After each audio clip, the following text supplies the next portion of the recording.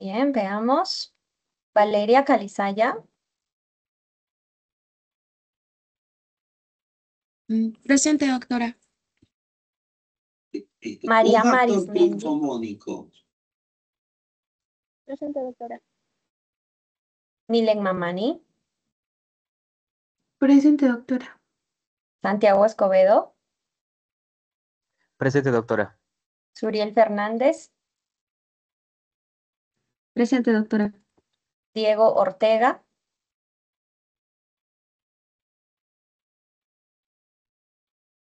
y Jan Osco. Presente, doctor. Muy bien.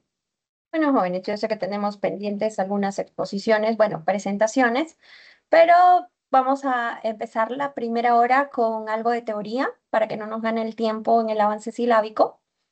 Y luego de eso, pues abordamos ya nuestras presentaciones. Fíjense que estoy dejando harto tiempo. Yo supongo que ya están todos preparaditos, a ver quién va a proyectar. Pues sí, también tenemos nuestros videos personales. Ush, nos queda un trabajo arduo. Bien, entonces vamos a avanzar.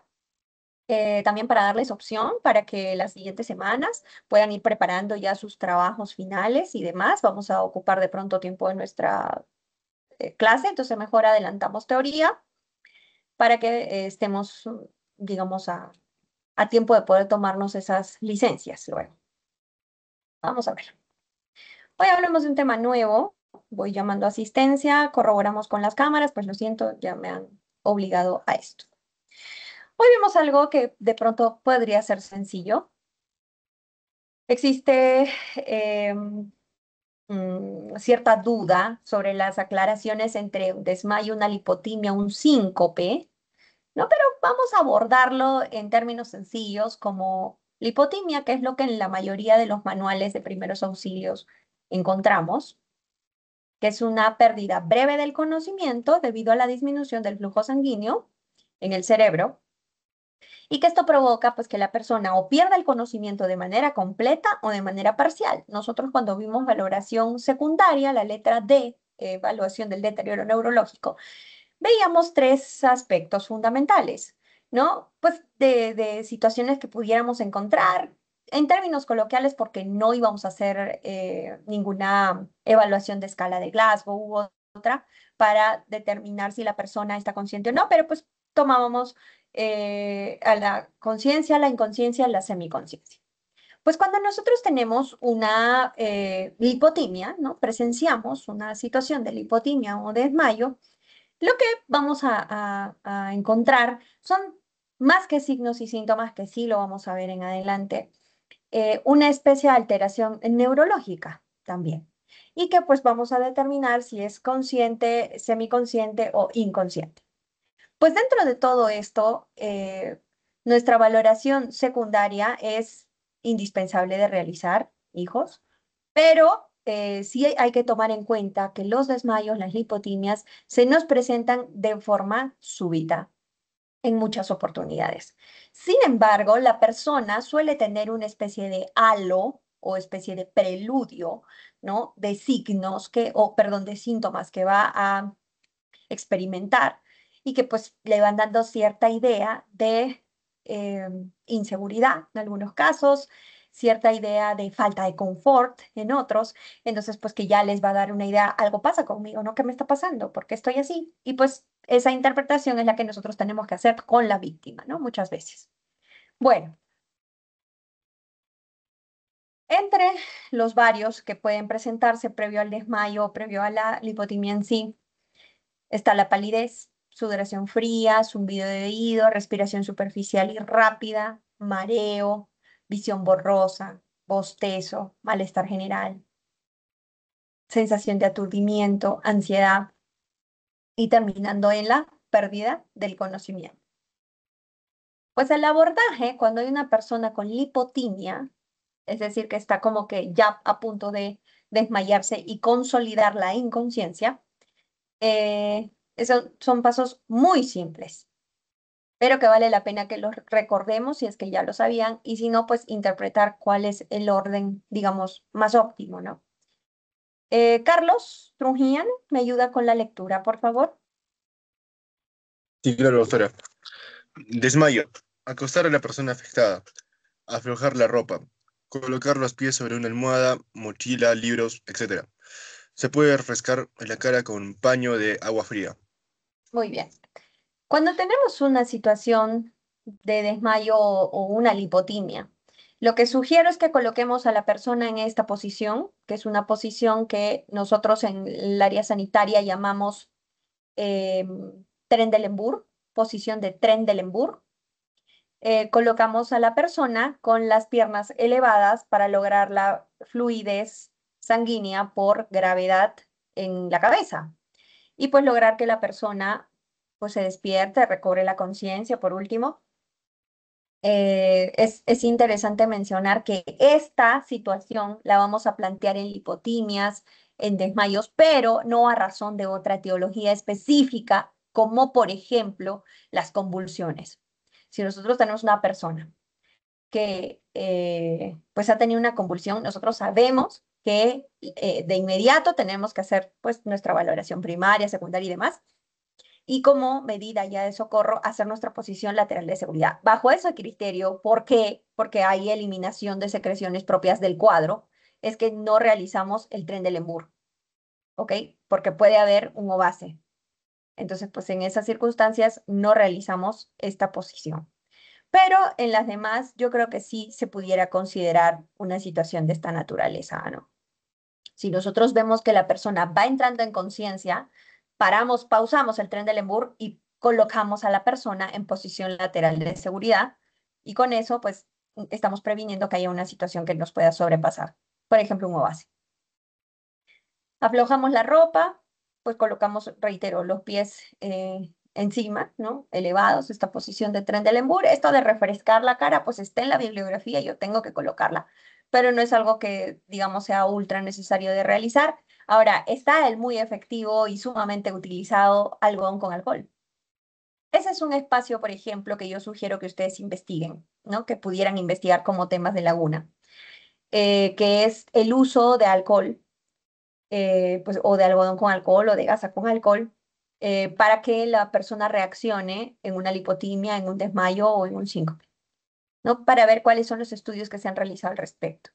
Pero la bibliografía en sí que pues he podido revisar para poder hacer la presentación de este tema, no sugiere que sea una medida de elección, ¿ok? Pues digamos que poniéndonos en lógica, pudiéramos interpretar que el alcohol con estas capacidades vasodilatadoras que son propias de, pudiera ayudar a vasodilatar, ¿no? Pues digo, a través de la vía olfativa, ¿no? Algunos vasos y pudiera mejorar la circulación, digamos, cerebral, ¿no? Pero pues digamos que eso poniéndonos en términos lógicos, pero yo no encuentro documentación científica que avale ello. Pues de todas maneras lo dejo a su criterio para que puedan investigarlo y corroborar si es en verdad necesario. No es algo que le va a afectar a la víctima, que conste. Entonces, en muchas oportunidades, en primeros auxilios, lo hacemos para tranquilidad de los testigos. No, pero ponle un algodón con alcohol, dale, dale, ponle. Pues si se van a calmar con eso, siempre y cuando no tapones la nariz, porque no podemos, ya sabemos, obstruir la vía aérea, ¿no? Entonces, pues si no lo van a taponear, pues sí. Otro aspecto es que no pongan el algodón o la gasa pues mojadísima, o sea, debe estar humedecida con un poco de alcohol, pero no pues chorreando el alcohol, ¿no? Para que las gotas ingresen por la vía respiratoria y se genere un ovase. Por favor, mucho cuidado con eso. Pero si es para calmar a la otra gente, pues bienvenido lo ponemos. Si encontramos investigaciones al respecto que avalen el uso del algodón con el alcohol vía olfativa, pues buenísimo, buenísimo. Sería momento de proponerlo para que sea parte de los manuales de técnicas básicas, ¿no? Sería, yo creo, pues un gran aporte. Pero si no hemos encontrado información al respecto, pues es bueno también aclarar que no existe un aval científico al respecto. Bueno, para que vean que ese tema sí era realmente corto, pues porque cuando tenemos lipotimias, estas situaciones, pues no que digamos que dependen de nosotros, no directamente, pero sí una medida de primer auxilio para evitar que la persona entre a la inconsciencia sería el Trendelenburg. Eso es algo que yo siempre sugiero y que lo he visto, lo he hecho y es sumamente efectivo. Así que se lo sugiero con toda la certeza del mundo que es algo que sí va a funcionar. Y pues cuando la persona ya está más consciente, pues sí se le puede lateralizar, pues, por si acaso esperemos que haya alguna necesidad más de mantenerla allí hasta que llegue la ayuda especializada. Vamos a hablar de heridas. Este es un tema que ya nos adentra a estos aspectos que vamos a ir tocando que son sumamente interesantes sobre primeros auxilios porque son mucho más altamente frecuentes, ¿no? Las heridas son cualquier daño a la piel. Sabemos que la piel es el órgano más grande que tenemos en el cuerpo y pues vamos a tomar una definición específica sobre heridas que prefiero que la tomemos en cuenta, pues tomen nota porque va a tener relación con lo que va a venir en las siguientes fechas.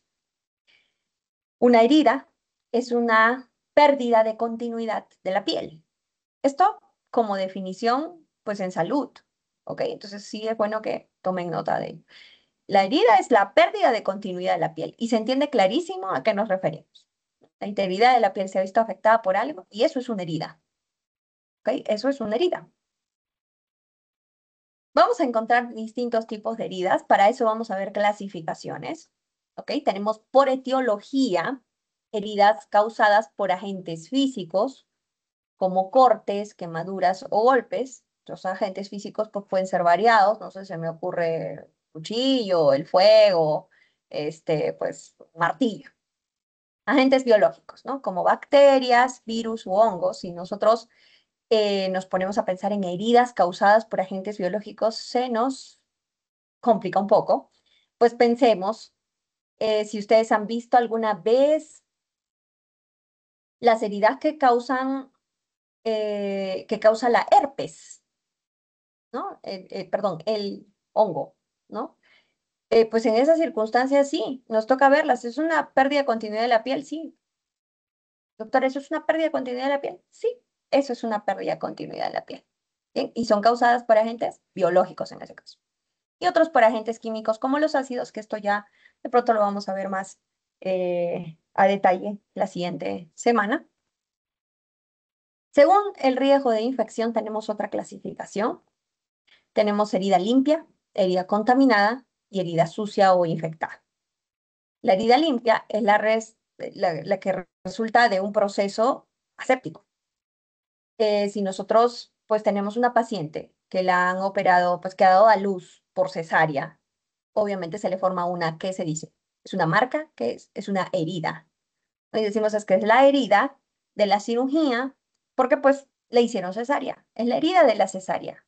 ¿Estaría mal dicho? No, porque es la pérdida de continuidad de la piel. Esa es una herida limpia. Es una herida limpia porque se hizo bajo todas las medidas asépticas necesarias, pues el bisturí estéril, la limpieza correcta de la piel, etcétera, etcétera. Pero ha habido pérdida de continuidad. Entonces sí se considera una herida, pero limpia. Tenemos herida contaminada, que es la que está expuesta, digamos, a microorganismos, pero en un tiempo muy corto, ¿no? Por decir, yo me caigo de la bicicleta, me hago una heridita en la rodilla, ¿no? Y pues me voy al establecimiento de salud más cercano para que me hagan mi curación, etcétera, etcétera, pues y ha estado contaminada. Pues sí, porque se contaminó por eso, ¿ok? Se hizo con un agente contaminante, es más. Pero también tenemos la sucia o infectada, va a radicar la diferencia significativa entre que ha sido expuesta a más tiempo. Digamos que hay una persona, no sé, digamos que es una persona que vive en la calle, ¿no? Y que si es una herida, pues se corta con una botella y solo se pone como algo ahí y listo. Y se queda días de días con ese pañito, eso que se colocó, o sin curación, sin limpieza, sin nada. Entonces sí, esa serie podría ser considerada una herida sucia o infectada. Tenemos otra clasificación, fíjense en este caso, las heridas de acuerdo al objeto o el mecanismo que han causado la herida. Tenemos herida cortante o incisa, que es ocasionada por un objeto cortante. Por ejemplo, un cuchillo o un vidrio, ¿no? Es un corte limpio. Pues limpio en el sentido de que no tiene bordes irregulares, ¿ok? Los bordes son fijos. Pues sí, ustedes deben haberse cortado alguna vez o han visto alguna vez a alguien que se ha cortado con un cuchillo o se ha cortado con una navaja o con un vidrio, ¿no? El corte es un corte limpio, recto. Pues usualmente tiene un sangrado más significativo, pero pues eso. La herida punzante, a diferencia de la cortante, es que es causada por un objeto que punza, ¿ok? Como un clavo, por ejemplo.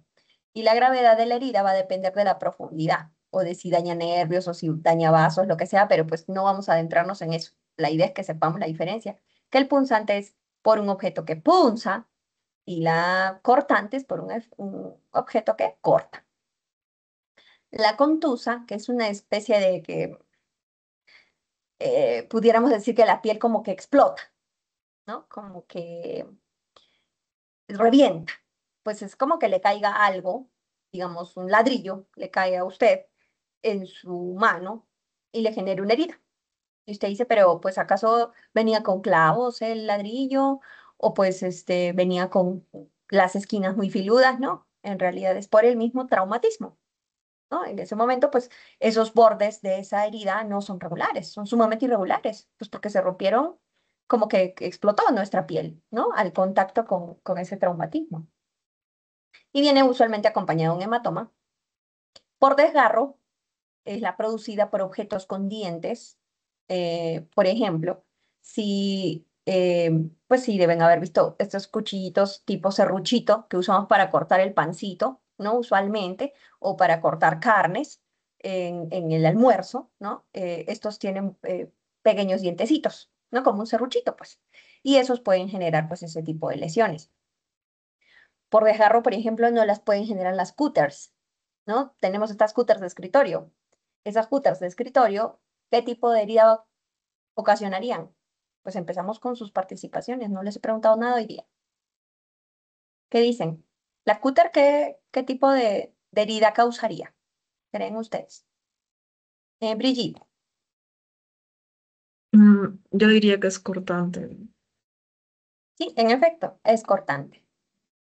En cambio, esos serruchitos de los que les estoy mencionando tienen dientecitos. Entonces no van a generar un corte limpio o recto, ¿no? Van a generar bordes irregulares. Y tenemos por raspadura también, que son producidas por objetos con dientes o palas, pues, mm, o por objetos que tienen, digamos, una forma irregular, como por ejemplo el asfalto, ¿no? Si ustedes, el ejemplo que ponía hace rato, yo me caigo de la bicicleta, caigo sobre el asfalto y me raspo la rodilla, ¿no? Entonces esta raspadura, ¿no? Como bien dice aquí, pues se genera por esta fricción también que generamos sobre el asfalto, ¿no? Eso pudiera ser, creo yo que puede ser un ejemplo muy claro. Esta raspadura pues puede llamarse de otras formas también, ¿no? Lo que coloquialmente, porque eso sí no existe, coloquialmente le decimos me rasmillé la rodilla, el codo. Pues esto es una raspadura, ¿no? Es una laceración, una abrasión, un roce. Pues tiene muchas, digamos, tiene muchos nombres, ¿no? Pudiéramos llamarlo de varias formas, pero básicamente es lo mismo. ¿Qué es lo que vamos a hacer cuando esto pase? ¿Ok? Ya vamos a abordar los primeros auxilios. Ustedes sabrán en qué parte van a ir varias partes de estas, ¿ok? Pero pues hablemos ya de socorrer en sí. Lo que vamos a hacer es una limpieza de herida o un lavado de herida. Esto se va a dar cuando, lo que voy a explicar ahorita, en la mayoría de los casos, ¿ok? Estoy poniendo el ejemplo, una abrasión, roce, laceración, raspadura, pues pero en la mayoría de los casos, ahorita vamos a puntualizar algunos nada más, con algunas diferencias, pero básicamente es lo mismo, que es la limpieza de la herida. Vamos a usar bastantes cosas del botiquín. Vamos a usar nuestras medidas de bioseguridad, lógicamente, y a la par vamos a utilizar algunos otros implementos. Entonces, ¿cómo vamos a hacer el proceso de lavado de una herida? Se los voy a detallar. El lavado de la herida inicia colocando agua, ¿ok? Sobre el primero humedecemos la herida. ¿Cómo lo hacemos? El agua tiene que ser a chorro, de 4, 5 o 6 centímetros, ¿ok? Entre la herida y la botella. ¿Ok? Esto es importante de decir, nunca va muy pegado para evitar que se contamine la tapa de la botella. Se contamine al final todo el agua. Bueno, la humedecemos. Tomamos una gasa, untamos el jabón líquido y lo que hacemos es una limpieza en círculos desde adentro hacia afuera. Esta gasa que hemos utilizado para hacer esta limpieza inicial la desechamos. Tomamos otra. Ponemos agua encima, ¿no? Y mientras va cayendo el agua a chorro, vamos limpiando. ¿Ok? De la misma forma, de adentro hacia afuera con la gasa limpia. Esta la desechamos, podemos usar una más si queremos para enjuagar nuevamente. Luego de eso, dejamos el agua, tomamos otra gasa, recuerden que tenemos un paquete de 5, ¿no? Entonces tomamos otra gasa y lo que hacemos es a través de toques secar la herida. Nunca secamos, digamos, frotando, ¿ok? Eso creo que se entiende. Bueno, con toques secamos la herida, desechamos esa gasa, tomamos una nueva, la cubrimos y la pegamos con esparadrapo. Ese es el proceso de la limpieza de una herida. Aquí vamos a tener una diferenciación con las heridas de tipo punzante. Si el objeto punzante ha salido naturalmente, ya producto del mismo traumatismo o lo que sea, ha salido. Entonces lo que tenemos que hacer es una limpieza bien concienzuda, ¿ok? Tenemos que ser pues un poco exigentes en el momento de la limpieza para evitar que las esporas del tétanos, si es que, ¿no? Pues puedan integrarse rápidamente en la herida. Todavía tenemos tiempo. Esa primera lavada, jóvenes, es vital para evitar enfermedades como el tétanos, por ejemplo. Pues yo creo que todos ustedes están vacunados contra el tétanos, ¿no? De hecho, es un requisito. Nunca, o sí, bueno, si no, pues ya vayan vacunándose porque eso es un requisito para el internado y demás. En fin, pero ese no es el caso de todas las personas, ¿ok? No todas las personas están vacunadas contra el tétanos. Es una enfermedad que todavía existe en el Perú. Entonces, pues nos toca prevenir estas situaciones a través de eso. Nos ayudamos bien con la gasita para dejarla bonita. Pero ¿qué pasa, hijos? ¿Qué pasa cuando el objeto sigue ahí? Cuando el objeto punzante no ha salido de la piel. ¿Qué hacemos? Lo dejamos ahí. ¿Ok? Bajo ninguna circunstancia retiramos los objetos. Recuerden que estamos en primeros auxilios, no en ayuda especializada. ¿Ok? No en ayuda especializada. Entonces, por favor, bajo ninguna circunstancia retiramos el clavo, el objeto punzante que se quedó ahí. Si está ahí, se queda ahí. Doctora, ¿cómo hacemos la limpieza? Sugiero que la hagan alrededor si es necesaria y si no, pues simplemente cubrimos, sugiero en este caso, con un apósito para que no se mueva, para que inmovilicemos el objeto punzante y lo podamos trasladar. Bien, ese es un asterisco, digamos, muy puntual que les doy al respecto, que pues en la bibliografía en sí no está descrito y que creo que es necesario que lo tomemos en cuenta. En cuanto tenemos un objeto punzante, no lo retiramos. Si está allí, lo inmovilizamos como está. ¿Ok? Y si está muy sucio alrededor, pues sí, se puede hacer una limpieza, pero alrededor del objeto. Tratar de no moverlo en lo posible. Bueno, para poder cerrar estas ideas, porque ven que el tema es bien cortito, vamos a ver un video chiquitito para que podamos hacer nuestras interpretaciones, para que también podamos hacer aportes sobre lo que creemos que no se ha manejado de forma adecuada, o si es que hay cosas, porque hay varias cosas que dicen en el video que no está en la presentación que ya se dio, entonces también mencionarlas. ¿Ok? Entonces ponemos atención, es súper cortito y aprovechamos para tomar participaciones, lejos de que pues voy a llamar personas, así que mejor bajamos las manitos. Pues si no hubiera ninguna pregunta, o hay alguna pregunta, jóvenes.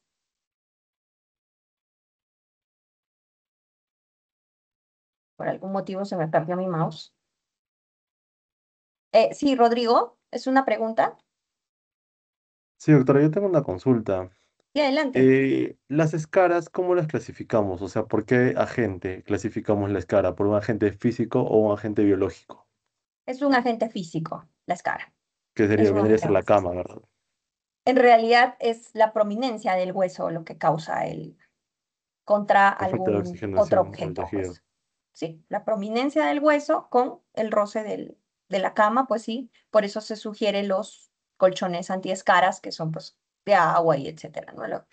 Con formas distintas, espuma, pues hay mucha variedad al respecto. Buena pregunta, muchas gracias. Igual y tomo sus datos para su participación, pero se me ha perdido el mouse. Ya, a ver. Muy bien, gracias, Rodrigo, ¿verdad? Muy Sí, bien, ¿habrá doctora. alguna otra pregunta, por favor? Me la dicen porque hay manitos levantadas, pero creo que es para participar.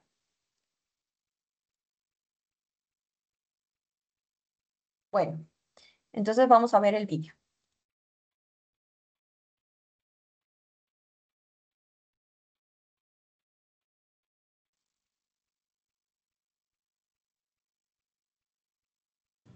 Los signos y síntomas comunes a las heridas son la aparición de dolor, la hemorragia visible y la separación de los bordes de la herida.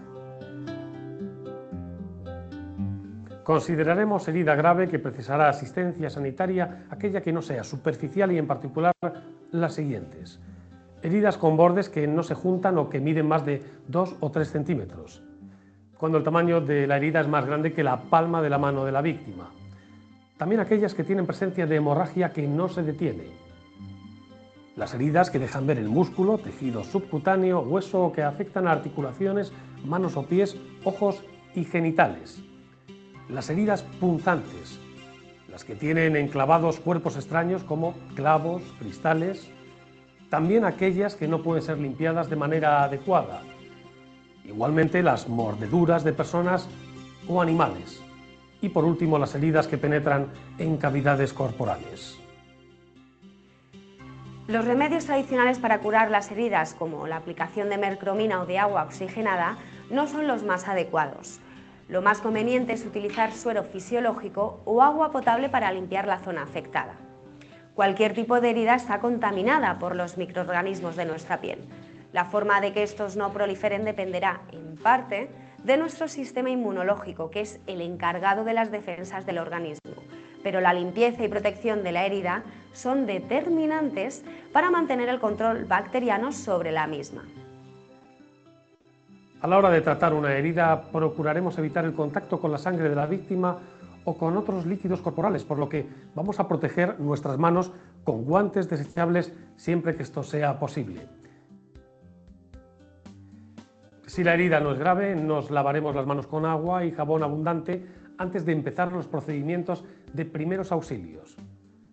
Si la hemorragia no se ha detenido, trataremos de hacerlo presionando directamente sobre la herida con algún tipo de apósito o gasa.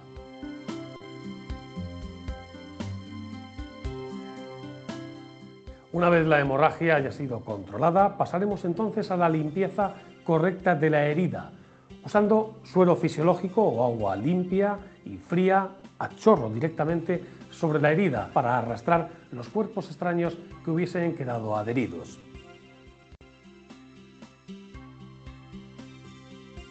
Es recomendable el uso de un jabón de tipo neutro para completar la limpieza y la desinfección.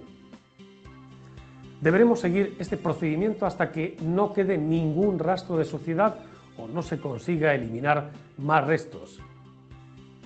Seguidamente secaremos los tejidos del contorno de la herida con gasas estériles o con un paño limpio sin presionar sobre la herida para evitar así el resangrado. Si un cuerpo extraño está clavado en la herida, intentaremos sujetarlo para evitar su movimiento y en ningún caso trataremos de extraerlo. Cubriremos la herida con un apósito estéril. Si no se tiene ninguno al alcance, utilizaremos entonces un pañuelo seco y limpio. Recomendaremos al paciente que acuda con prontitud a un médico que valorará de esta manera si está vacunado contra el tétanos. Y muy importante, nos lavaremos las manos después de haber prestado el primer auxilio para evitar de esta forma infecciones. Debemos recordar que puede haber personas que ante la visión de la sangre y el dolor pueden llegar a sufrir mareos y desvanecimientos, por lo que vamos a procurar preservar la discreción debida. Vamos a intentar realizar la cura de forma que la víctima no sufra nuevas lesiones en caso de caerse, por lo que deberemos controlar su postura y estabilidad durante la asistencia que le prestemos.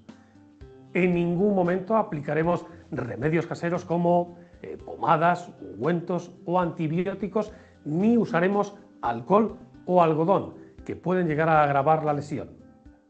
Una vez limpia la herida, lo que nos debe preocupar es su posible infección. Los signos y síntomas de infección que puede presentar una herida son los siguientes: inflamación de los bordes, enrojecimiento del contorno de la herida, calor local, dolor, sensación también de pinchazos en la herida. Muy bien, vamos a ver qué tantas cositas han encontrado y vamos a empezar con Valeria Calizaya. Sí, doctora. Bueno, lo que yo puedo observar en el video es de que lo primero que vamos a poder observar en una herida va a ser el dolor, la hemorragia y la separación de los bordes. Y en el caso que sea grave, vamos a poderla diferenciar por un tamaño grande que va a ser mayor a la palma de la persona que esté herida. Hemorragia, los bordes de igual manera no se juntan y pueden ser con objetos punzantes y no se pueden limpiar y hay que tener cuidado con las mordidas de algunos animales. O de los seres humanos también. Muy bien, Valeria. De hecho, la mordida del ser humano es mucho más peligrosa que la de los animales. Daniela Mancilla.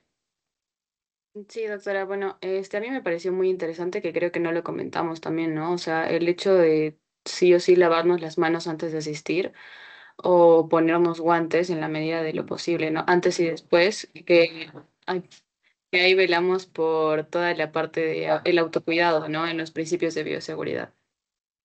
Muy bien, en efecto, y tenemos las opciones allí en el botiquín, pues, justamente pues, para eso que lo vamos a usar. Muy bien, Daniela. Ariana. Doctora, a mí me pareció interesante de que al terminar de limpiar la herida, señaló de que usemos un jabón neutro para poder desinfectar la herida. Supongo que es importante porque hace poco aprendí de que hay tipos de jabones que pueden ayudarte contra las bacterias que puedas tener o también simplemente a poder limpiar la zona. Y también me pareció interesante de que dijo de que cuando hay un cuerpo extraño clavado hay que esperar para extraerlo, o sea, no se debe extraer en ese mismo momento, sino de que hay que curar, bueno, limpiar la herida, porque también me pareció interesante que dijo de que curar la herida, limpiarla bien, va a ser determinante para la progresión de la herida. En efecto, y es uno de los objetivos de los primeros auxilios, no complicar a la víctima, pues lograr que su recuperación sea pronta, ¿no? Y eso definitivamente nos ayuda. Lucía. Sí, buenas tardes, doctora. A mí me pareció interesante el hecho del tratamiento para la herida, ya que lo primero que debemos hacer es ponernos guantes para protegernos y también para proteger al paciente. El video también nos dice que si la herida sangra mucho, debemos aplicar presión directa con una gasa limpia para detener la hemorragia. Y una vez que el sangrado para, ya no volvemos a volvemos a presionar porque podríamos hacer que la herida sangre otra vez. Luego que deberíamos de limpiar la herida usando suero fisiológico o agua del caño. Y bueno, si es necesario usamos jabón neutro para limpiar la zona del alrededor, pero sin meterlo directamente en la herida. Y también me llamó mucho la atención lo que dijo Ariana, ¿no? De que si la persona tiene un objeto clavado como un cuchillo o algo parecido, no lo debemos de sacar, porque al retirarlo podríamos causar más daño o provocar una hemorragia más fuerte. Muy bien. Esto también me interesa que aclaremos, por favor. Y cuando hablamos de primeros auxilios, tratemos de no hablar de tratamientos. Bien, lo que hacemos son procedimientos. ¿Ok? Porque si no, tendríamos que cambiarle el nombre a la asignatura y tuviera que llamarse, pues, no sé, tratamientos básicos en salud. Y esto no es el caso, ¿no? Porque esto, pues, es un aprendizaje general. Muy buenas puntualizaciones de Lucía. También el hecho de que dentro del protocolo, dentro de este procedimiento, se incluya el manejo óptimo del material que se tiene en el botiquín, que es para eso que se tiene. Y también las puntualizaciones que hizo a razón de la presentación de su compañera anterior. Bueno, Santiago, Sí, doctora, ¿me escucha? sí, adelante. Ya, bueno, a mí, bueno, también me interesa el tema de cómo el video explica de cómo podemos como clasificar una herida pa- para que, con que tenga prioridad de ser atendida, que es bueno, que los bordes de la herida no estén juntos o mida más de 3 centímetros, o que la herida sea más grande que la palma del paciente, una hemorragia que no parezca que se detenga, o que se pueda ver tejido más abajo de la herida como hueso músculo o articulaciones mismas, que sea una zona sensible, como en ojos, en las manos. Bueno, que como igual mencionaron anteriormente, que haya un objeto extraído clavado o un objeto punzante como puede ser un cuchillo, haya mordeduras, tanto de animales como de humanos, como usted mencionó, que más peligroso incluso son las de los humanos, o que se pueda ver que, por ejemplo, puede haber una infección, ¿no? Que también tenía más signos. Ok, sí, esa es la clasificación de heridas de acuerdo a su gravedad, ¿no? Lo que justo nos ha mencionado muy a detalle Santiago correctamente, son las heridas que son consideradas de gravedad. Y es interesante que ustedes lo manejen, porque ese es un manejo clínico también, ¿no? Que ya a la larga, pues uno se acostumbra a manejar, que es esto del tamaño, por ejemplo, el diámetro de la herida es importante, el factor etiológico que lo causó, que justo hace un momento Rodrigo me parece que era que nos lo mencionaba, entre otros aspectos. Algo puntual sobre lo que mencionó Lucía que me quedó sonando, que es la hemorragia. En algún momento sugieren que si la herida tiene un sangrado, pues habría que hacer una leve presión para que pare el sangrado y recién poder atender el tipo de herida.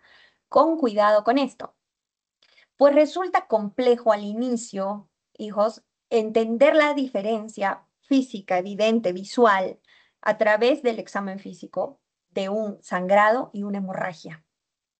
¿Ok? Es complejo de establecer, pero tomémoslo con, pues, digamos, generalidades, ¿ok? Por el momento, hasta que con el respectivo pasar del tiempo ustedes se van a acostumbrar e inmediatamente van a determinar, oh, esto es tal cosa.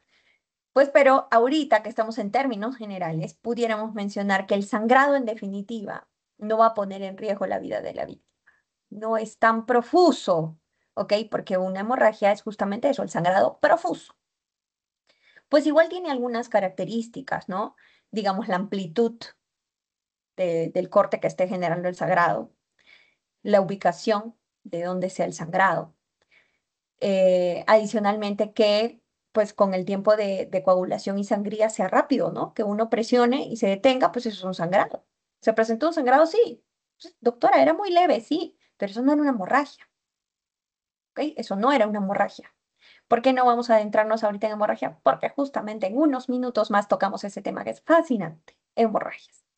Pero pues sí es importante hacer la diferenciación. ¿Por qué? Porque, y me voy a adelantar al tema de hemorragias, y que cuando nosotros tenemos hemorragias no curamos, ¿ok? En las hemorragias no podemos hacer limpieza como aquí, ¿ok? En las heridas sí. Si el sangrado para con una presión leve, entonces sospechamos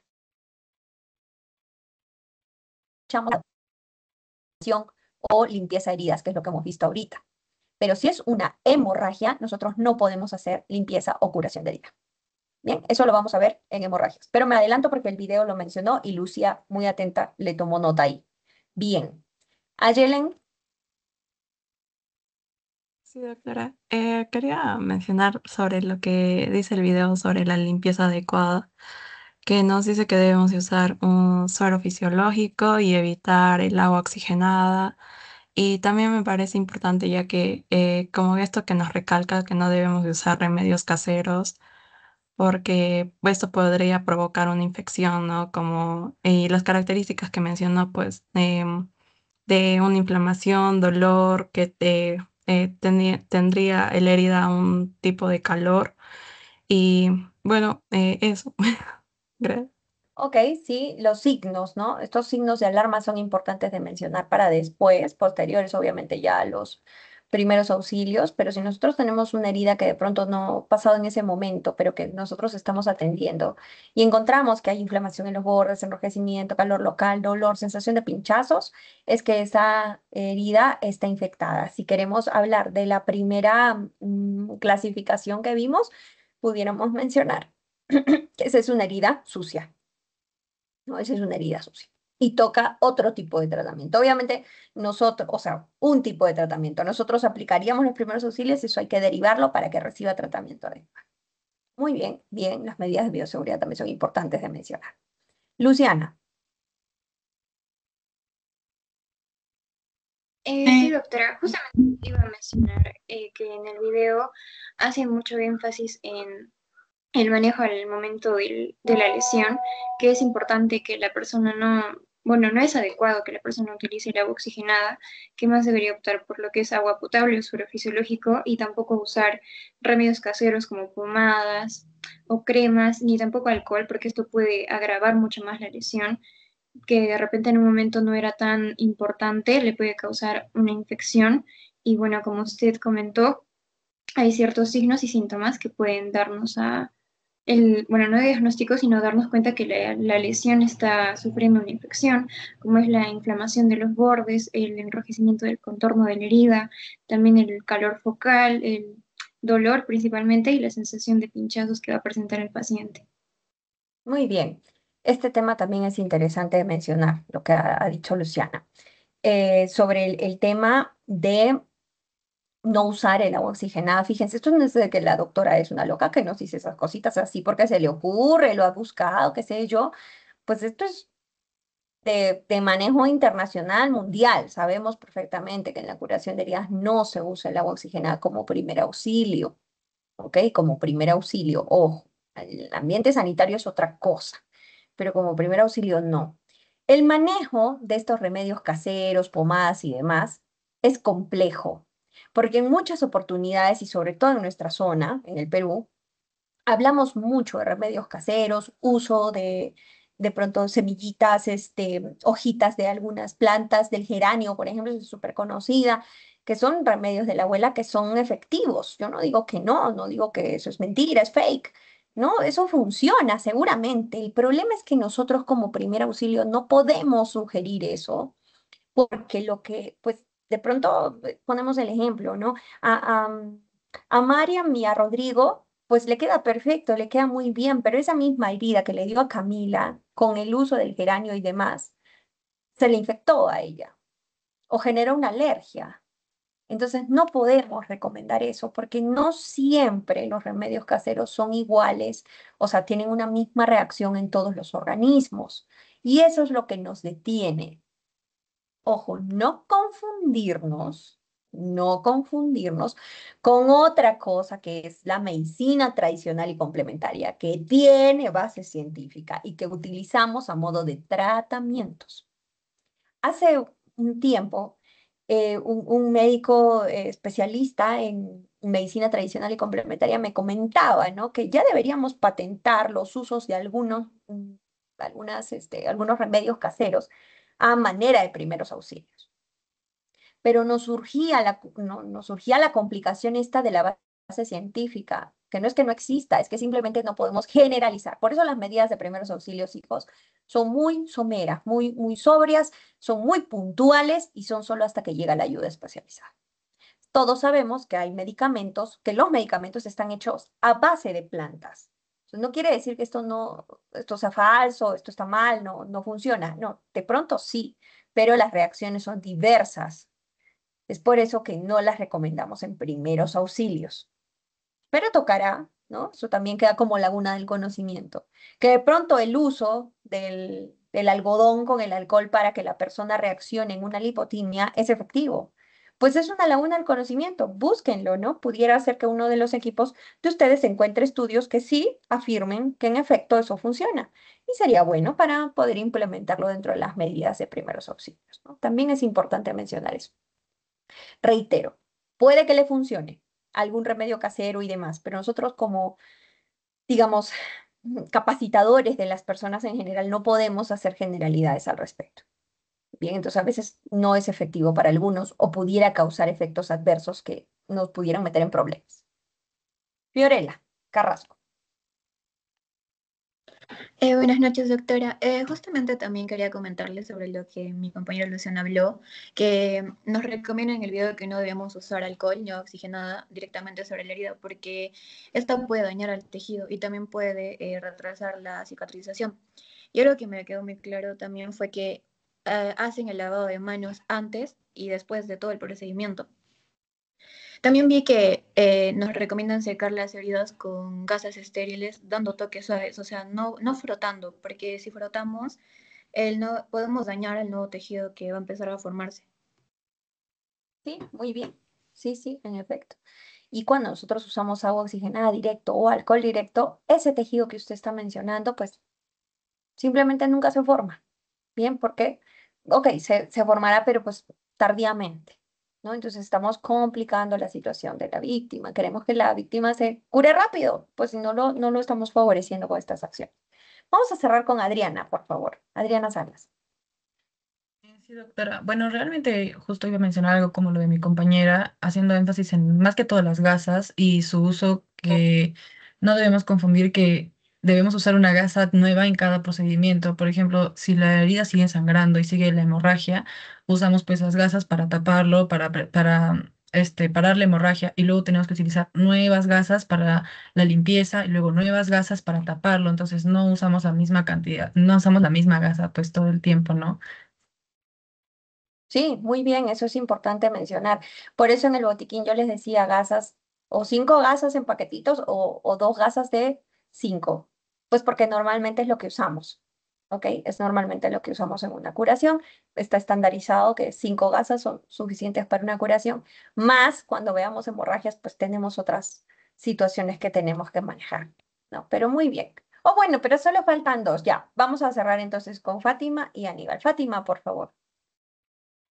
Doctora, buenas tardes. Más que todo, me gustaría englobar todo lo que hemos hablado, ¿no? Y en primer punto, nos menciona que es muy importante el uso del suero fisiológico y del agua, ¿no?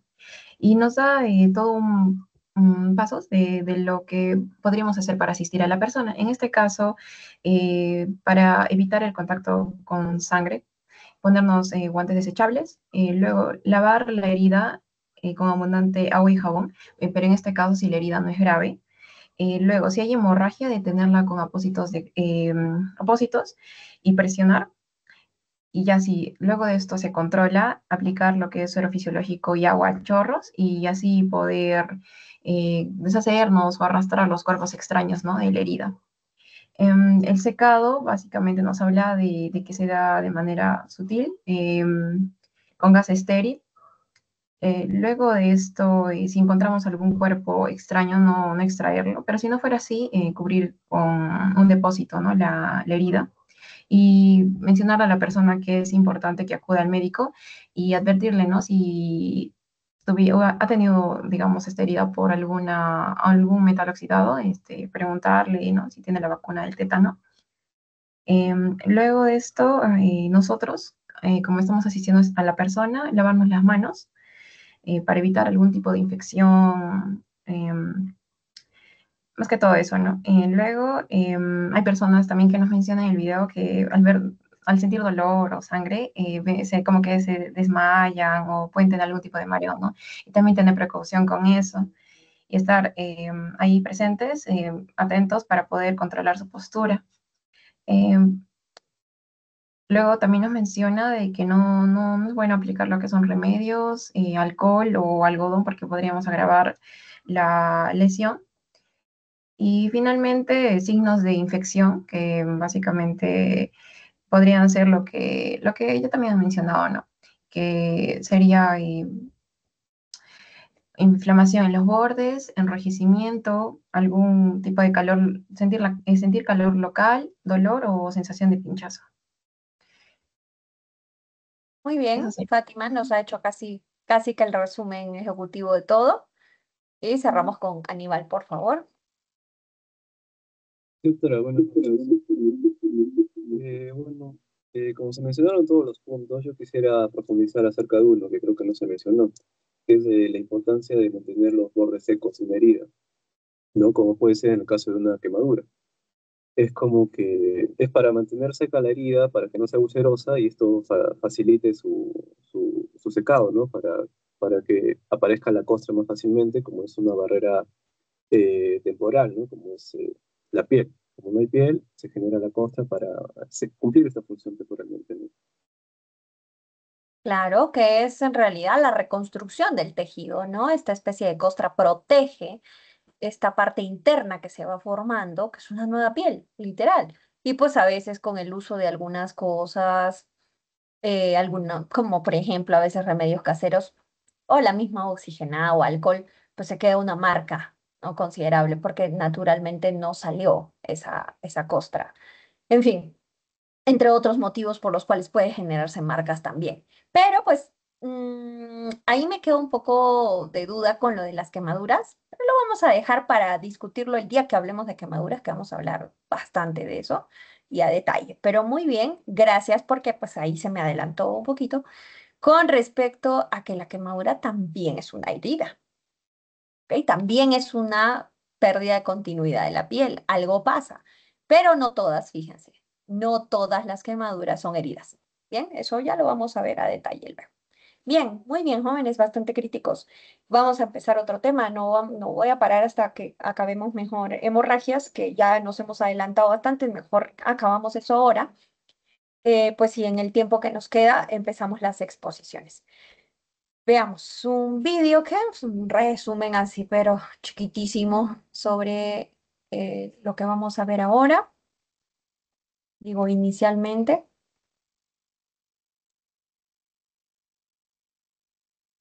Técnicas básicas en salud. En esta sesión tocaremos el tema de hemorragias. El aparato circulatorio es un circuito cerrado continuo, donde un motor, el corazón, bombea continuamente un líquido llamado sangre a través de una compleja red de conductos llamados vasos sanguíneos. En condiciones normales, el corazón es capaz de bombear la sangre contrayéndose, sístole, y relajándose, diástole, permitiendo que ésta llegue a todo el organismo. Existen 3 tipos de vasos sanguíneos: las arterias, que salen del corazón y llevan la sangre rica en oxígeno a todo el organismo; las venas, que llegan al corazón y llevan sangre rica en CO2 y pobre en oxígeno; y los capilares, son los diminutos vasitos en donde se realiza el intercambio gaseoso y de nutrientes. Una hemorragia es la salida de sangre por la rotura de algún vaso sanguíneo y se pueden clasificar según su naturaleza como externa, interna o exteriorizada, a través de los orificios naturales, o bien por su procedencia. Capilar, sangre roja, sale en sábana. Venosa, algo más oscura, sale de forma continua. Arterial, sangre roja que sale a presión, a borbotones. Ahora que hemos repasado los conceptos previos, iniciamos nuestra sesión teórica. Mucha atención. Bueno, ahí hemos podido ver una introducción muy breve para recordar un poquito cómo funcionan nuestros vasos, ¿no? En general, pues esto siempre hay que ponerlo para recordar. Pero sobre todo me interesa la parte en la que el vídeo nos muestra cómo pues, se pueden presentar estos sangrados. Cuando nosotros hablamos de hemorragia es un término pues que es vasto conocido. Nosotros lo hemos visto en el protocolo PAS, lo vimos en la letra X, nos urgía ver cómo tratar la hemorragia porque pues ahí decía X, identificar hemorragia visible, pues y si la encontramos, atenderla, pero no sabíamos atenderla. Hoy ya vamos a disipar esa duda, pero también es importante mencionar que cuando nosotros hacemos el XABC, en la X es identificar una hemorragia evidente, pues no todas las hemorragias son evidentes, eso está claro. Y lo hemos visto ahorita en este vídeo, nos han mencionado pues en algún caso cómo debemos clasificar como que previamente, ¿no? Pero pues vamos a ver nuestra presentación, pues, porque se me cerró.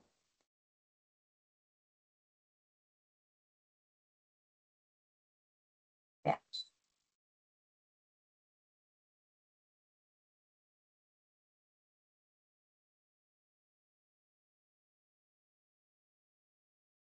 Muy bien.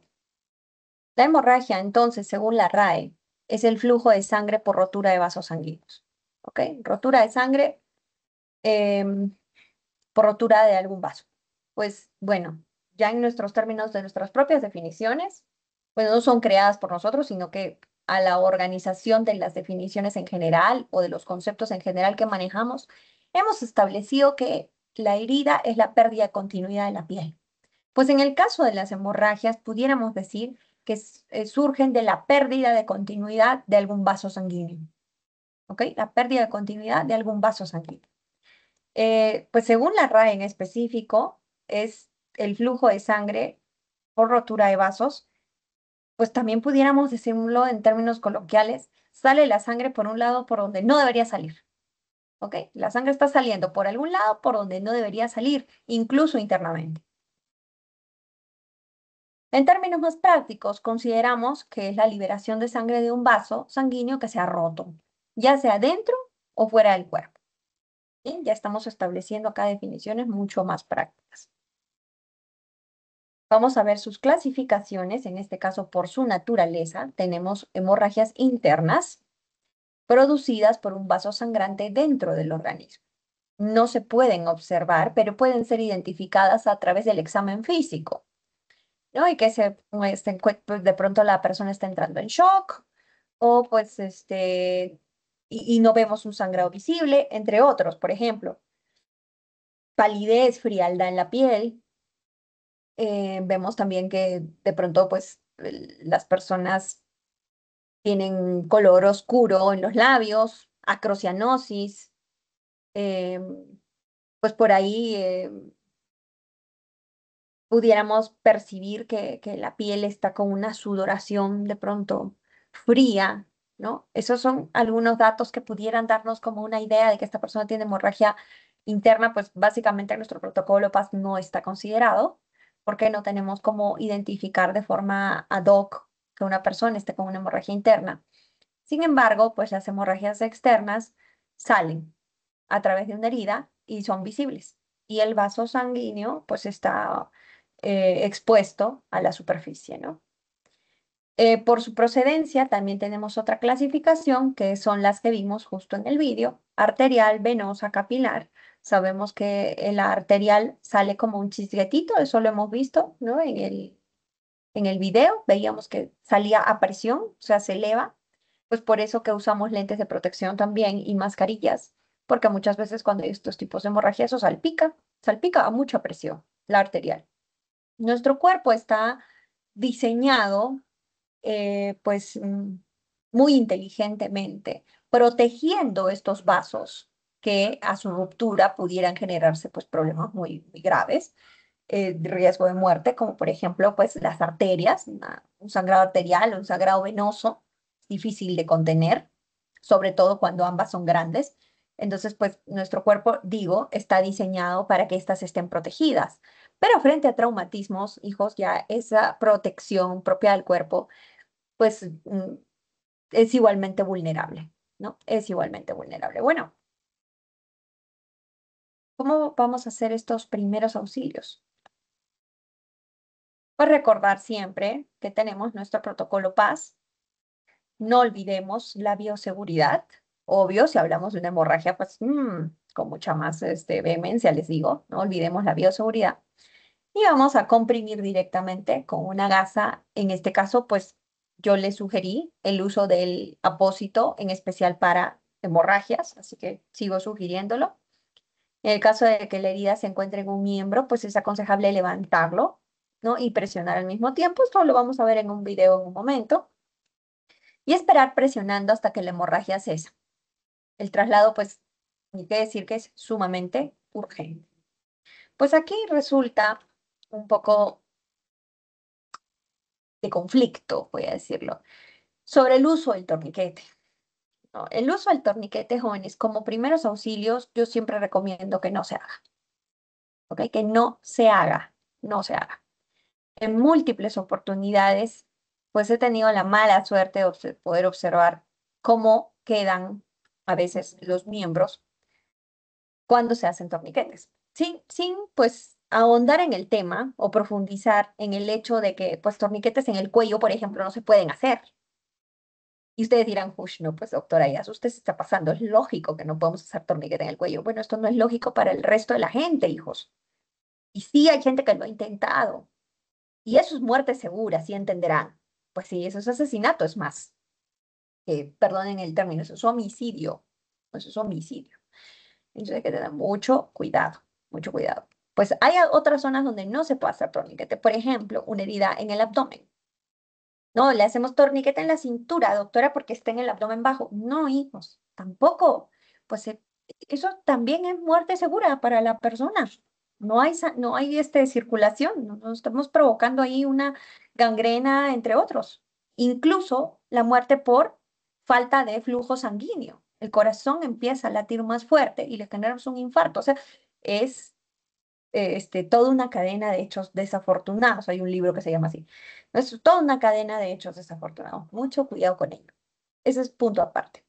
Abordemos el torniquete en miembros superiores o inferiores. Si, por ejemplo, tengo una persona que pues ha golpeado un vidrio, ¿no? Sin querer, seguramente. Y pues eso le ha generado un corte, pues, no sé, en el antebrazo, ¿no? Y por ahí está sangrando profusamente, con una hemorragia. Pues yo sugeriría, "Ush, hágale el torniquete". ¿Qué pasa cuando ha habido esos casos? Y que sí se ve, y por eso se menciona ahora. ¿Qué pasa? Que la persona termina perdiendo todo el brazo. Sí, pero vivió, doctora, vivió. Pues hay otras maneras, ¿ok? De poder realizar técnicas para que la persona pues viva y no necesariamente pierda el brazo. Lo pierde porque se entiende clarísimo que no hay circulación sanguínea en dedos, mano, antebrazo. Entonces, pues, lógicamente pierde todos estos tejidos. Hay que cortarlos, están necrotizados. Y eso pasa. Por eso es que mi sugerencia es realizar el torniquete únicamente cuando este miembro del cuerpo que está cerca, ¿no? Que está pues ahí producto del acontecimiento, del traumatismo, se ha desprendido del todo. Digamos que el pie del señor está pues a 1 metro de distancia de su cuerpo. Cuando está cercenado, inmediatamente, hijos, hacer el torniquete. Es una buena opción. De hecho, ahí está la imagen del torniquete. Ese es el verdadero torniquete. El uso de correa y que vamos a jalar así fuerte, eso pues no es un torniquete tampoco. En fin, yo no sugiero hacerlo como primeros auxilios. Como ayuda especializada, jóvenes, sí hacemos torniquetes. Sí hacemos torniquetes y tenemos una estructura de procedimiento para poder realizarlo. El torniquete se abre de rato en rato para que circule un poco de sangre y pues nuevamente lo cerramos como un caño, literal, que abrimos y cerramos. Pero pues eso va digamos, va a ser responsabilidad de un profesional de la salud, como ayuda especializada. Como primer auxilio, jóvenes, a menos que el miembro esté cercenado por completo, no sugiero el uso del torniquete porque, pues sí me acuerdo mucho un caso, que era un niño que en una carpintería, en la carpintería de su papá, se cortó la mitad, o sea, más de la mitad de 2 dedos, ¿no? Venían colgando, pero los dos están colgando ahí por un pellejito, por así decirlo, ¿no? Colgando por un pellejito. Los perdió los dedos. Cuando llegó con el doctor para el traumatólogo experto en dedos, que tenemos varios en Arequipa, en especial 2 muy buenos que reconstruyen esto, pues esto diario. Para ellos es una operación pues como una apendicitis para ellos. Es sumamente usual. Y sí se puede recuperar, ¿ok? Pues obviamente con todo el expertise que manejan, pues realizan esta operación y sí pueden recuperar. Al menos, digamos, morfológicamente lo conservan. Muchas veces ha perdido algunas funciones, pero los tienen los dedos. Pero recuerdo que en ese caso le hicieron un torniquete en la muñeca y el niño perdió todos los dedos. Bien, entonces mi sugerencia, no hacer el torniquete, mientras haya, aunque sea un cachito de pellejito que está conservando el resto de las falanges. Bien, porque con el criterio que yo he recogido de estos expertos, pues ellos sugieren que aunque sea por ese pedacito está circulando algo de sangre, algo. Entonces lo mantiene vivo el tejido y es posible recuperarlo. ¿Ok? Pero cuando no, y lo hemos cerrado del todo, pues no hay paso, se necrotizó, lo intentan, lo pegan y empieza a infectarse, y empieza el olor y el color, uy, y da pena ver cómo tienen que volver a entrar al quirófano a cortárselo porque pues intentaron y no circuló la sangre. Entonces es importante estos puntos, son importantes, hijos, son importantes. Ya para ampliar un poquito más esta situación, porque ya no creo que lo vayamos a tocar cuando veamos osteomuscular, sí me interesa que si, por ejemplo, se ha cercenado del todo y ustedes encuentran el dedo, todavía hay esperanza, hijos. Todavía hay esperanza, incluso con el torniquete. Entonces, el traslado de un dedo, como idea, dedo, ¿ok? Porque pueden ser varios, colocarlo hielo, ¿no? Que haya hielo en algún recipiente, colocar siempre una toalla, un papel, sugiero un papel, ¿no? Algo que no haga que la piel del dedo esté pegada al hielo. Bien, y así trasladarlo para ver si lo pueden pegar. Yo he visto 2 oportunidades, lo pegaron. En la tercera no lo pudieron pegar, porque ya había pasado mucho tiempo. Pues la distancia con el establecimiento era de 6 horas más o menos, ¿no? Entonces no se pudo pegar, no se pudo pegar. Pero en otras oportunidades sí se puede. O sea, no crean que no, ya perdió el dedo, uy, lo siento, y torniquete y ya fue. No, hijo, se hace el torniquete, obvio, pero tomamos el dedo y lo trasladamos de forma adecuada. Nunca con una paleta ahí pegado, ¿no? Nunca, nunca pegado a la piel, nunca, nunca porque pues lo que va a hacer el hielo es quemar, ¿no? Y no va a permitir que luego cuando lo peguen fluya por estos canales sanguíneos nuevamente la circulación. Entonces pues no se va a poder recuperar. Bien, entonces siempre que se traslade, el dedito o los dedos tienen que estar cubiertos con papel o con una toalla sobre el hielo.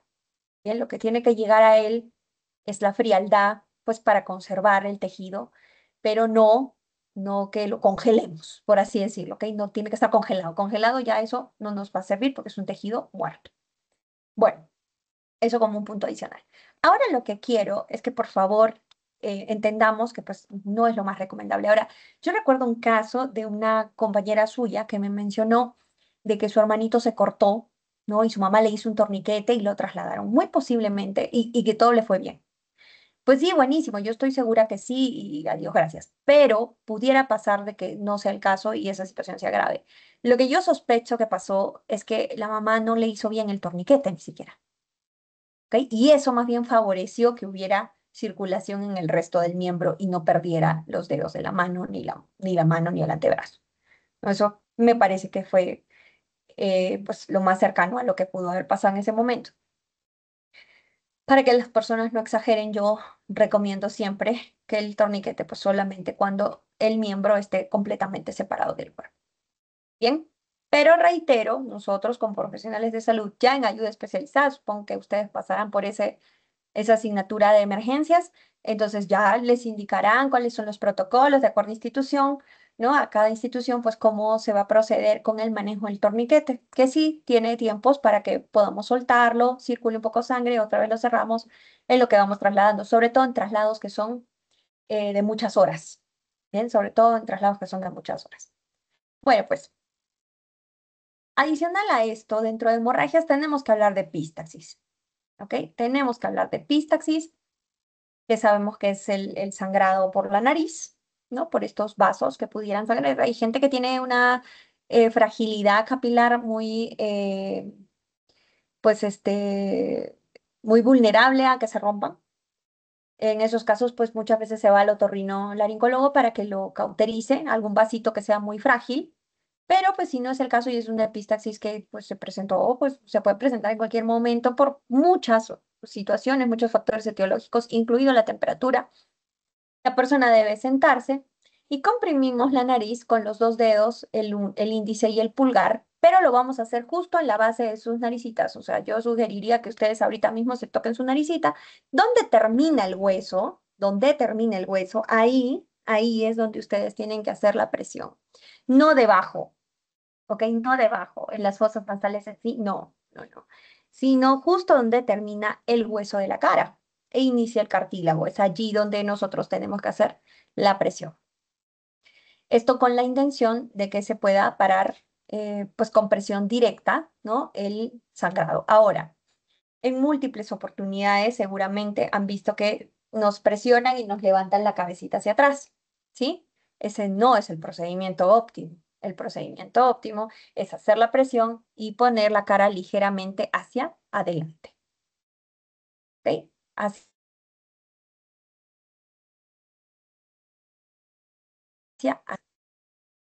botiquín, pues podemos utilizar, bueno, en este caso yo sugeriría la gasa, ¿no? A modo de tapón, con un poco de gas de agua oxigenada, esto ya lo vimos cuando vimos botiquín, lo introducimos y aquí sí combinamos técnicas, colocamos el taponcito de gasa con agua oxigenada y a la vez hacemos la presión. Y con eso, pues santo remedio. Va a ser pues mucho más sencillo de tratar. ¿Por qué hemos llegado hasta aquí? Porque lo que quiero es que veamos un vídeo que vamos a discutir entre nosotros sobre la actuación en casos de hemorragia, que nos va a explicar a detalle cuántas técnicas tenemos para parar una hemorragia y las vamos a ir describiendo y hablando al respecto, ¿bien?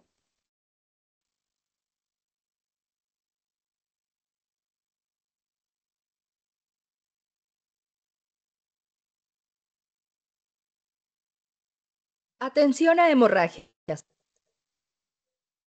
Cuando en hemorragia, debes utilizar protección personal y elegir alguna de las siguientes técnicas. Presión directa, elevación de la extremidad, presión indirecta, crioterapia. Para realizar presión directa, coloca una gasa estéril o un trapo limpio sobre la herida. Presiona fuertemente con la palma de la mano. Fija la gasa con un vendaje. Si el sangrado continúa, aplica otra compresa sobre la que ya hiciste y fíjala con otra venda. Esto ayudará a interrumpir el flujo de sangre y evitar la formación de coágulos. Bien, ahí hablamos de la presión directa. Dijimos que son 4 técnicas: presión directa, presión indirecta, elevación del miembro y crioterapia. En la presión directa estamos hablando de una presión significativa, ¿ok? En algún momento me parece haberles mencionado que yo tuve una capacitación con la Marina de los Estados Unidos. Ellos tienen pues mucho manejo de hemorragias, control de hemorragias y tienen pues implementos de más. Pero dentro de estas sugerencias que ellos nos brindan sobre el manejo del picón, lo que nos sugieren es que la presión directa tiene que ser tal que cause dolor a la persona, a la víctima. La víctima nos tiene que tratar de quitar la mano de donde está el sangrado. Obviamente que si está consciente, pues, ¿no?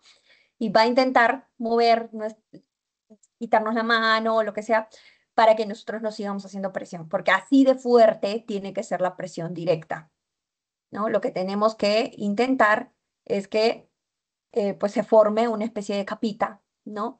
De tejido que se vaya formando para que, como unas especies de coagulitos, para que se forme este tejido y detenga la hemorragia. Es por eso que hacemos la presión directa. Ahora, si nosotros estamos usando un apósito que se ve que ya está muy lleno de sangre y pues está como que escurriendo incluso sangre, ya no nos está ayudando mucho, no es lo recomendable retirar el apósito de allí y cambiar por otro, porque cuando se está formando esta especie de tejido que les he mencionado, nosotros al retirar ese apósito estamos retirando este tejido que nos está ayudando a detener la hemorragia y todo empieza de cero. Pues esto perjudica terriblemente a la víctima. Lo que tenemos que hacer es mantener ese y colocar otro encima con la presión directa que estamos realizando. Yo supongo que varias dudas se les puede presentar respecto a la presión directa. Voy a terminar el vídeo y las absorbemos. Cuando el sangrado en alguna extremidad es abundante y la compresa que pusiste no está funcionando, eleva la extremidad por encima del corazón del lesionado sin dejar de hacer presión directa sobre la herida. También puedes realizar una presión. Muy bien. Aquí discrepo un poco con el vídeo y empiezo a dar sugerencias.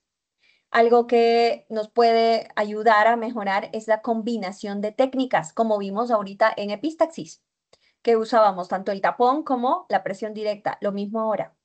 Sugiero que cuando la situación se presente, ¿no? La hemorragia se presente en un miembro, entonces hagamos presión directa y elevación de la zona, ¿ok? De la herida, perdón, del miembro. Elevamos el miembro y presionamos. Ambos van a tener un efecto mucho más positivo se dice, bueno, mucho más efectivo en todo caso, ¿ok? Mucho más efectivo, nos va a ayudar a un control pues mucho mejor. Vamos a ver estas 2 técnicas adicionales con las que yo discrepo mucho, pero pues vamos a verlas porque... Indirecta sobre la arteria más cercana a la hemorragia, entre la herida y el corazón. Para hacerlo, ubica el punto humoral o femoral y presiona con los dedos o la mano. Aunque es poco utilizada. Bueno, también tenemos la presión indirecta, que es ubicar el vaso sanguíneo, digamos que esté más cercano, grande, a la hemorragia para parar con una presión indirecta el paso de la sangre. ¿Se entiende por lógica? Sí, pero pues vayan a aplicarlo en la práctica. Percibo que es de los más complejos. Yo solo he logrado hacerlo una vez y no me sentí, la verdad, muy satisfecha al respecto. Decidí pues detenerme y hacer presión directa, que creo que es más efectivo. En alguna oportunidad he practicado presión directa, elevación de miembro y presión indirecta que otra persona hacía a la par. Y eso nos ha funcionado mejor. ¿Ok? Pues si tenemos otra persona y puede ubicar el vaso, buenísimo. Si no, vamos a la presión directa segura. ¿Ya? Segura. La crioterapia consiste en aplicarte telas frías o hielo envuelto sobre la herida.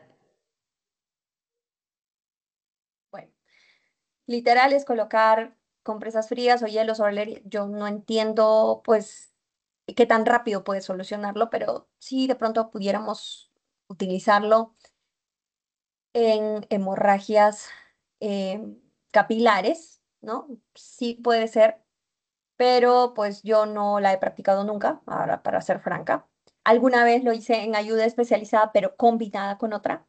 Pues teníamos varias compresas para colocar alrededor de una pierna y mientras combinábamos la presión directa y eso, pues yo salí un poco afectada porque yo tenía que estar haciendo la presión directa y a la par tenía estas compresas alrededor, entonces al final terminaba yo medio entumida y la presión directa sí percibo que no fue tan efectiva porque pues perdí sensibilidad. Es lógico. Entonces hay que tener un poco de cuidado con la crioterapia. Si bien es cierto, existe información que nos dice que es efectiva, que se puede utilizar, pues yo no la he usado más allá de la que les he mencionado y pues no me arriesgaría mucho porque percibo que no es un efecto tan rápido. Sin embargo, yo tengo que cumplir con explicarles que esto existe.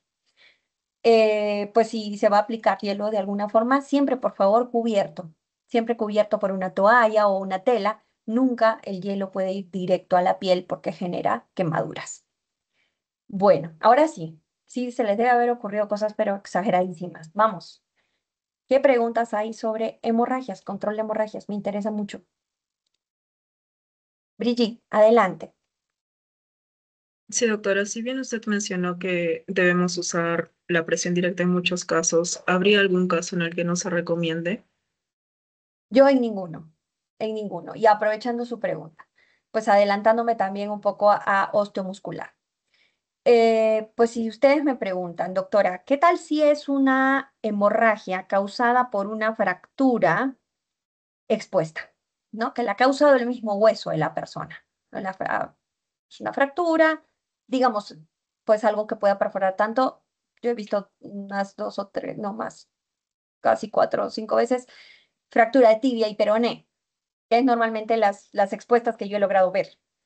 Y pues saben cuál es el diámetro de la tibia, ¿no? Es un hueso grueso, entonces pues cuando se rompe, sí rompe la piel y sale. Entonces lo que pues en primeros auxilios, en ayuda especializada, lo que normalmente hacemos es inmovilizar la zona cuando hay una fractura. Esto lo vamos a ver tranquilos cuando veamos osteomuscular, pero adelantándome a ello, si existe una fractura que ha generado una hemorragia, porque puede haber roto algún vaso considerable, entonces, si eso se presenta, ignoramos la fractura y atendemos la hemorragia. Igual la presión directa, doctora, sobre un hueso que está roto, sí, hijos, sí. Porque siempre la X, control de hemorragias, va a ser la dominante, la preferencial. Por eso está como primer punto de socorrer. ¿Ok? Entonces, yo siempre sugiero presión directa. Otra cosa es decirles torniquete y pues que el sangrado o la hemorragia sea en el cuello. No, pues no. Ahí sí les digo que eso en definitiva no. Pero en el caso de presión directa, yo no encontraría ninguna situación en la que de pronto sí. Si ustedes la encuentran, pues espero que me la digan para poder actualizarme al respecto. Nunca me ha pasado, pero pues nos tocaría analizar. Yo particularmente siempre sugiero. La hemorragia es lo primero que se tiene que controlar sobre cualquier otro mal. La fractura ya está hecha. La fractura ya estaría hecha en ese caso específico. Más allá, alguna vez me preguntaron sobre una quemadura que generaba una hemorragia. Ahí yo distaba un poco, pues porque una quemadura que genera una hemorragia, de pronto si es una quemadura por corriente eléctrica de alto voltaje, ¿no? pues se me ocurre nada más, pero si es el caso, igual, hemorragia, es lo primero que atendemos. Buena pregunta, Brigitte. Paola. Sí, doctora, buenas noches. Quería hacerle una pregunta. ¿En qué caso se podría usar la presión eh, indirecta? ¿O se prefiere en qué situación, doctora? Rodríguez? Yo creo que la presión indirecta iría sobre todo cuando son en miembros inferiores, puesto que los vasos son más fáciles de distinguir allí, ¿no? Entre bueno, la femoral, que es a la que yo asistiría para poder, digamos, hacer la presión indirecta. Miembros superiores, discúlpenme la falta de expertise, pero a mí se me pierden un poco, ¿ya? No logro identificarlas así a simple vista. Pues en la femoral sí, porque tiene hasta cierto grado de latido, entonces pues más identificable. Yo sugeriría que si hay necesidad de hacerlo, pues sea en miembros inferiores, que es más fácil identificar el vaso, porque son más grandes. Gracias. Valeria. Sí, doctora. Bueno, mi pregunta más que todo va para las personas que de repente toman anticoagulantes. ¿Las maniobras van a ser iguales o se tiene que tener algún mecanismo de cuidado o alguna maniobra especial? Porque sabemos que no van a formar de repente un coágulo o no van a recuperar el tejido rápidamente, ¿no? Sí, bueno, en ese caso sí, preocupadísima, ¿no? Cuando hay hemorragias en personas que toman anticoagulantes o las personas, por ejemplo, hemofílicas, eso es un problema grave para brindar primeros auxilios. No podemos hacer diferencias, para nosotros todos son iguales, entonces nos toca hacer lo mismo. Una vez sí, un médico internista, pues no era emergenciólogo, por eso me quedé con la duda, me sugirió que utilizara el apósito embebido en agua oxigenada. Pero yo me quedé preocupada, pues porque por lógica yo no usaría un químico allí, porque es como lavar la herida, ¿no? Yo creo que perjudicaríamos la sangre y su forma, ¿no? Su conformación. Entonces, pues yo no lo usaría, pues, algo que me dijo un médico internista una vez, pues yo me quedé siempre con esa duda, nunca supe que si era efectivo o no, no lo practiqué por el temor a lo que les estoy mencionando, pero no hay diferencia. Nos toca hacer medidas extremas, por ejemplo, en la presión directa, cuando vemos que no para. Es muy posible que nuestra presión directa no sea muy efectiva por la falta de fuerza o porque ya hemos intentado hace rato formar esta especie de tejidito y demás y no se ha podido. Ahora, ¿qué nos sugerían? Pues les digo, los gringos. ¿Qué era? Pues si están viendo que su presión es insuficiente, entonces la sugerencia es colocar el apósito, nos acostamos al lado de la víctima y colocamos nuestro codo sobre el apósito. Y colocamos todo nuestro cuerpo sobre el codo para generar una presión más significativa. Yo siento que eso sería como un torniquete, pero pues ellos sugerían que era una de las medidas de salvamento cuando la persona sigue desangrándose por algún motivo que desconocemos. En otro caso, también nos sugerían retirarnos el zapato y colocarnos encima, o sea, pisar literal el apósito y hacer la presión con el peso de nuestro cuerpo. Pues son sugerencias que surgen cuando no para la hemorragia. Sospecho que por esas causas especiales. Pero más allá, no hay otra técnica diferente. Qué bueno escucharla a Paola y verla. Rodrigo. Doctor, una consulta. En el caso de una zona sensible como por ejemplo el cuello, al aplicar una presión directa, ¿hay algún signo o síntoma que nos indique que la presión está siendo excesiva sobre el paciente?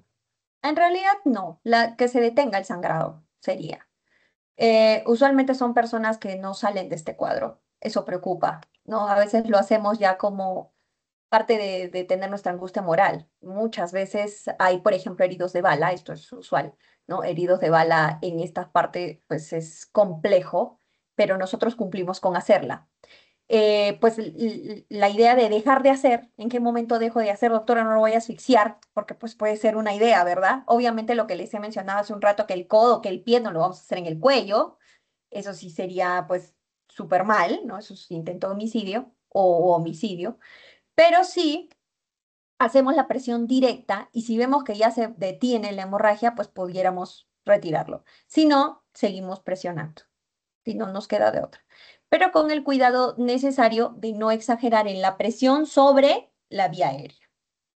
Entonces, esto resulta siendo más complejo, hijos, pues en tratar de medirnos, pero por ejemplo hay técnicas que nos pueden ayudar, pues tratando de formar una especie de pliegue, ¿no? Sobre todo cuando esta hemorragia se está presentando en las laterales del cuello y poder hacer una especie de pliegue para poder presionar con la misma piel de la víctima, ¿no? Eso pudiera ayudarnos.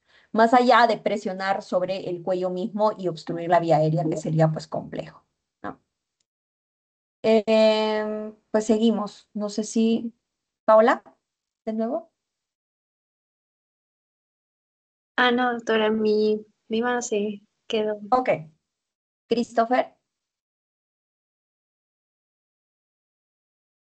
Sí, doctora.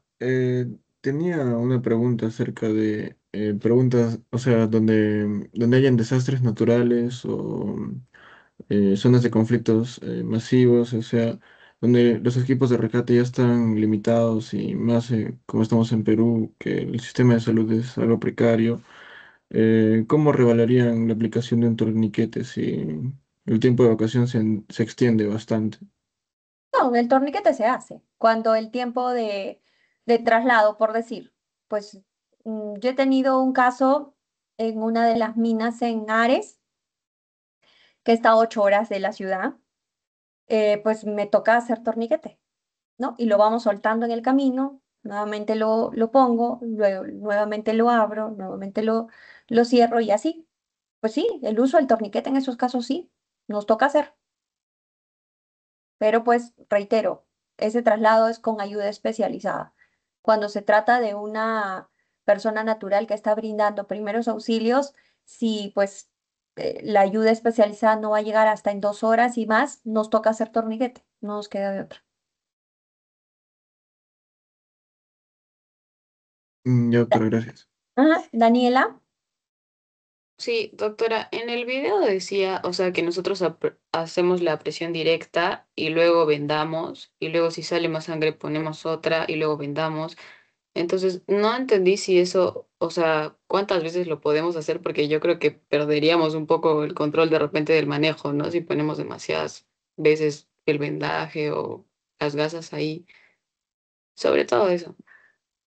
Sobre todo es por el hecho de la utilización de la venda. Yo en el protocolo que les estoy mencionando no lo menciono porque siento que uno pierde el tiempo de la presión. Preferiría que ustedes sigan haciendo la presión y que únicamente cambiemos el apósito encima, no sin necesidad de tener que vendarlo para no perder el tiempo de la presión directa, que es sobre todo lo que me preocupa que no debemos dejar de hacer. Pues ahí surgirá seguramente la duda, que espero que alguno me haga. Así que pues voy a dejarlo así, si no, igual lo explico terminando, ya me voy a tomar unos 5 minutos. Fátima, Sí, doctora, más que todo mi duda va a que, por ejemplo, si tenemos una hemorragia que está activa y como también mencionaron, ¿no? Que ya sí es necesario el uso del torniquete porque es un lugar lejano, pero vemos que también hay una sospecha de fractura y obviamente pues no debemos movilizarnos la zona. ¿Cómo sería el manejo en este caso? el manejo siempre va a ser primero el manejo de la hemorragia. Si nos toca hacer un traslado extenso, aún a pesar de que esté el hueso salido allí, nos toca pues inmovilizar en la medida de lo posible mientras esté el torniquete puesto, ¿no? O sea, primero ponemos el torniquete, controlamos la hemorragia, procedemos a una inmovilización con ventana. ¿Ok? Dejamos el espacio del torniquete y la salida de sangre abierta, o sea, no podemos cubrirla por completo, para poder observarla y seguimos en el traslado. El torniquete se abre desde una zona periférica a la misma hemorragia, acuérdense, porque la hemorragia pues saldrá por aquí, ¿no? Por la manito, pero pues el torniquete yo lo tengo que hacer más arriba, no lo voy a hacer en el mismo, en la misma área de donde está saliendo la sangre. Entonces sí, con eso se trasladaría sin problema, pero siempre priorizando el manejo de la hemorragia. Ok, doctora, gracias. Ok, Fátima. Rosangel. Sí, doctora. Mi pregunta es, en caso de una hemorragia, eh, ¿cuánta sangre se puede perder en una persona antes de que sea peligroso? En realidad no sé decirle con exactitud, he olvidado el número, pero pues cuando ya vemos que hay alteraciones neurológicas importantes, que por ejemplo, esto ya como ayuda especializada, por ejemplo, hacemos evaluación de isocoria o anisocoria en pupilas y vemos que ya se presentan alteraciones de esa naturaleza, podemos sospechar que la persona más allá está entrando en shock. También está el pulso, ¿no? La presión arterial. Pues el pulso lo vamos a sentir muy débil, casi imperceptible, y en algún momento pues ya no lo sentiremos incluso, ¿no? Entonces, pues asustarse en la hemorragia desde que empezó, ¿ok? Eso es inminente. Nuestra acción tiene que ser rapidísima, pues porque no podemos llegar a esperar que llegue al shock. Pero si nosotros llegamos y ya ha perdido bastante sangre, pues no la vamos a contar ni siquiera. Acuérdense que el sangrado, por ejemplo, el cuero cabelludo es bastante exagerado y no necesariamente en cantidades tan abrumadoras como para que la persona, digamos, fallezca, pero es exagerado, ¿no? Entonces, pues sí, nos podemos asustar más, ¿no? Sobre todo cuando hay heridas en cabeza, pero pues no lo vamos a poder contabilizar. Yo no sé decirle con exactitud cuánto es el número, pero sí sospecho que si entra en shock, ya tenemos una preocupación adicional, ¿no? Obvio, porque pues ya la persona nos está dando indicios que la sangre no es suficiente para un control normal del cuerpo. Entonces le toca empezar a ponerse en modo avión, ¿no? Ir bajando el manejo de energía y demás. Entonces se va concentrando solo en algunas partes del cuerpo para mantenerlo activo hasta que ya no puede, ¿no? Porque ya no es suficiente la sangre. Pues sí, ahí queda el espacio también, ustedes lo investigan y pueden presentar al respecto. Ariana. Doctora, nos menciona de que también tendríamos que tener cuidado con la crioterapia. Es más por la forma en la que se aplica, porque bueno, supongo de que la forma de aplicarse no debe ser directamente sobre la piel o a través de alguna forma en la que se pueda evitar los daños. Sí, claro, la crioterapia es muy buena, sobre todo para el tratamiento de em, problemas osteomusculares. Es buenísima, es lo primero que les voy a recomendar cuando hablemos de eso. Pero hay medidas y las medidas son primero el hielo siempre envuelto en algo, nunca en contacto directo con la piel. Si es así, pues bueno, se puede aplicar crioterapia sin problema, en muchos casos, incluso inflamaciones leves, en dolorcitos pequeños que ustedes tengan. Es más, el mismo odontólogo le sugiere, ¿no? Si le duele la encía, pues que se frote un poquito de hielo, pero no lo deje ahí, ¿no? Que se frote un poquito y lo deseche, porque pues sabemos que el contacto muy prolongado con el hielo directamente sí puede generar lesiones, sobre todo de tipo quemadura. Pero sí, es muy bueno la crioterapia, es muy buena. Yo en este caso, en hemorragias, yo no la sugiero como una medida inmediata para realizar porque no confío mucho en su efectividad, disculpen ustedes, por la falta de expertise al respecto, pero en otras circunstancias sí les voy a recomendar la crioterapia como una opción muy buena, con los cuidados necesarios. Gracias por eso, Ariana. Brigitte. Sí, disculpe, doctora, no sé si está tan relacionado, pero en caso de hemorragia interna, si sospecho de una hemorragia interna, ¿hay algo que se podría hacer en primeros auxilios? Fíjense que no, salvo la valoración de funciones vitales. Es lo único que nos queda cuando sospechamos que esto es una hemorragia interna y decimos, uy, pero acá hasta tiene, por ejemplo, ¿no? Empiezan a hacer su examen físico, ya están ustedes en la y están haciendo el examen físico y se encuentran con que hay una fractura de costillas, no sé, y de pronto empiezan a ver a la persona con sudoración fría, palidez, pues los labios morados, acrocianosis. Uy, no, preocupémonos. Parece que está entrando en un shock hipovolémico, uf, está perdiendo sangre por dentro, no sabemos por dónde. ¿Qué nos queda? Funciones vitales para cuando entre en paro actuar. Nada más. Bueno, este tema, ya les había dicho, siempre trae suspicacias. Pues igual y completamos la información si es que faltara algo, se les ocurre, me lo preguntan y lo vemos el día miércoles. Si no, igual tenemos presentación, exposiciones todo el día, ¿sí? Casi que toda la clase. Entonces, por favor, atentos con todas las medidas que dijimos, que tomamos. Ya hemos avanzado todo lo que nos corresponde esta semana para que ese día solo nos limitemos a eso. Muchas gracias por su atención y su múltiple participación y nos encontramos el día miércoles. Gracias, muchachos. No hay tarea. Gracias, doctora. Hasta luego. Hasta Gracias luego, a doctora. ustedes. Gracias, doctora.